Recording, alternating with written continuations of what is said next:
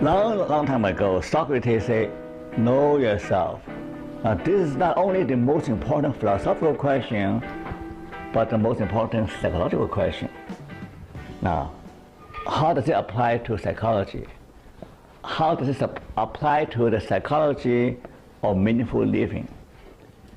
Now, as we go forward, we'll see that know yourself is related to all aspects of well-being, all aspects of mental health. Okay, we will find out pretty soon. The first concept we want to get across is that life is a process of self-discovery. In order to know what you're meant to become, you have to know who you are. In order to know your direction, you have to know what you want. It's logical, right? Another thing is that every person must choose his or her pathway. Nobody can decide for you. If you want to live a life that's fulfilling, you have to live the life that you want. You have to be an authentic you. Right? Doesn't matter what your parents say or teachers say. It's not an easy task, okay? To find your own way.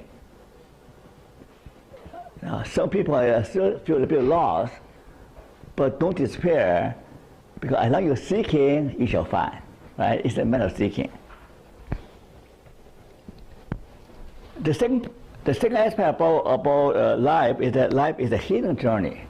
Now, this book is a biography of Jean Vanier. How many people know about him? He's a very famous person. Now, the title is From Brokenness to Wholeness. Now, do you recognize that inside all of us, there's some broken pieces? Some broken pieces. There's always something in us that needs to be fixed. There's something broken. There's no one is perfect. There's always, now you can say, oh, I don't want to look at the broken part. I just want to look at the positive part. But that doesn't help you. My two older brothers, both of them died from cancer. Okay? Died from cancer. You know why? Both of them would not listen to the doctor, would not believe in the doctor that something wrong with them, that they have cancer. Oh, I'm so healthy. Well, I don't believe in nonsense. No way I have cancer. They don't pay no attention that there's something deeply wrong inside the body. The cancer cell is multiplying. Same thing in psychology.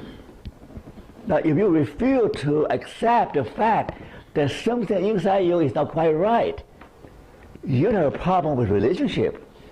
You have a problem in your work. You have a problem with yourself.